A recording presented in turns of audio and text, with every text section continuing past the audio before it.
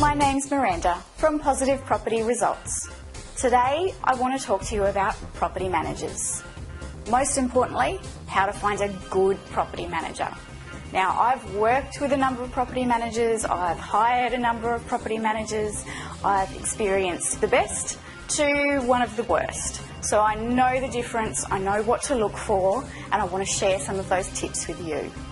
To start with, the most important thing to get the best quality property manager that I've found is to find one that has an investment property themselves.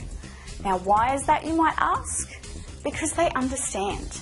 They think of things from your perspective. They know what it's like to own a property.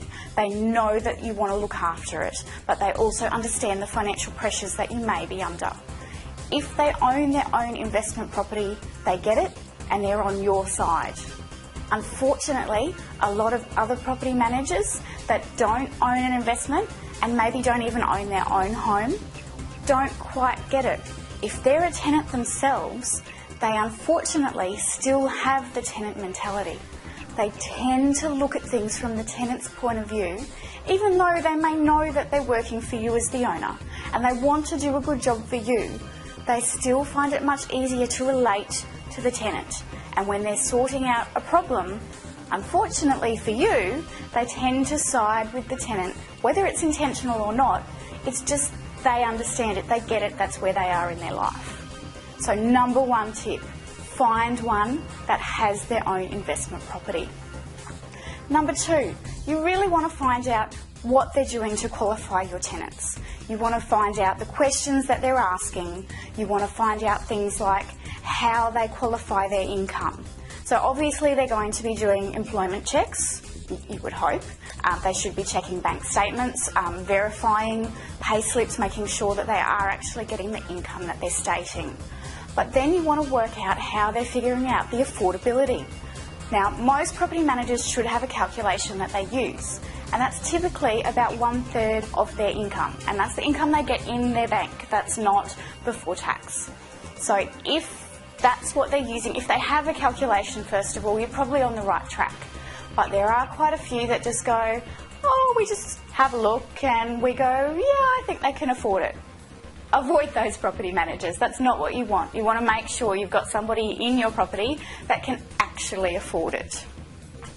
Another tip that you want to look at is just asking how often they're going to inspect your property. They should be doing inspections 2 or 3 times a year. It does vary in different states, so check with your local legislation, but you want to make sure they're doing regular inspections and you want to make sure that you're getting photos at those inspections. Ideally, you also want to have the opportunity to go with your property manager and inspect the property as well. Now, you don't want to do this every time, maybe once a year, but it's a really great opportunity just to see where your property is at, if any repairs need to be done. The property manager will do a good job, hopefully. That's something else you need to be looking for, making sure they recommend repairs, preventative maintenance, etc. But often seeing the property yourself really gives you a good idea of what might be done, and you might pick up on things that your property manager doesn't. So if you're inspecting once a year, say, you can just see, okay, we could probably do with painting this room, or maybe we should be fixing this before it gets worse. So it's a good habit to get into. If you don't want to inspect yourself, that's fine, but make sure you find a property manager that will give you those recommendations on preventative maintenance or things that might need fixing, and make sure you take their advice as well. They should be giving you photos, so you should be able to get a really clear picture of whether you think it needs to be done or not. But keep in mind, if you've got yourself a good property manager, they'll have some really good tips for you as well. They will often see properties that are left, they'll recommend something and the owner doesn't take action, and something that might have been a $200 fix often gets worse, deteriorates and ends up being a $2,000 fix. So really, if you've got yourself a good property manager, take their advice because they know what they're talking about. They've seen it all before. Another thing that you want to look for with property managers is experience and also the amount of time that they've been with their current employer. Unfortunately, in property management, you get a lot of turnover. Quite often people don't stay with the same employer for long. So even if you think you found yourself a great property manager, Unfortunately, quite often, they'll leave quite soon. There's a big turnover, they'll go to a different company. So you want to find somebody that has hopefully been with their employer for a while, or at least has intentions of staying there for a long time. Somebody that's really passionate about their job, and also that has experience. You don't want one that has just started out. Now look, if they're working as a part of a team and they're getting that training and they've got that support, well, that's okay. But I know I prefer myself to have a property manager that has at least a few years' experience, ideally in the market that your property is in, so that they know the area, they know what to look for, and they're good at sort of recommending what you should be renting it for. And that leads me to your next tip to look for. You want to ask how often they're going to review your rent. And not only how often, but what recommendations and evidence are they going to give to you when they recommend you put the rent up.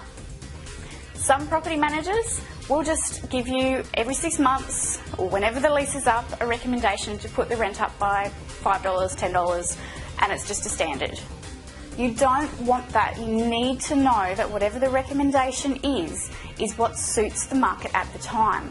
You could either be outpricing the market and therefore getting rid of a tenant that might be paying more than they should be already, or you could be cutting the market, you're going lower than everybody else because rents have gone up, but your property manager hasn't done the research.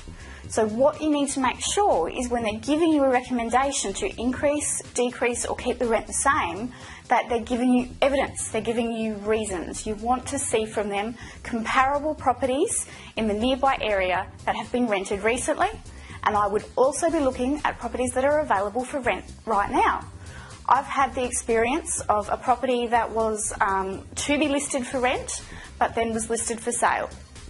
There was a rental appraisal done, a certain figure was given, which was why they decided to sell, because the rent wasn't good enough. We had it on the market for a while, they tried to sell, it didn't happen because again they wanted a good price for the property.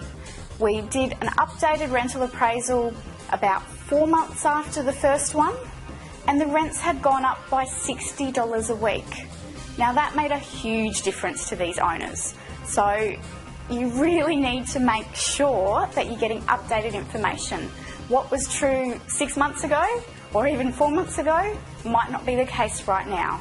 Stuff can change in a week. You know, if all the cheap properties are rented out and there's only more expensive properties listed, that's what the market sees as normal price for your area. It's what is on realestate.com or Domain or wherever they're looking right now. Renters don't often look way in advance. They don't often have the knowledge that people buying a house do. They don't have that months and months of research. They tend to only look for a rental when they need a rental, and that's usually only in a really short space of time, a couple of weeks. So that's why it can change so much. So make sure you check out what else is available for rent right now. The other thing to keep in mind is when you look at those figures, what is advertised as the rental price is almost always what they will actually get as the rental price.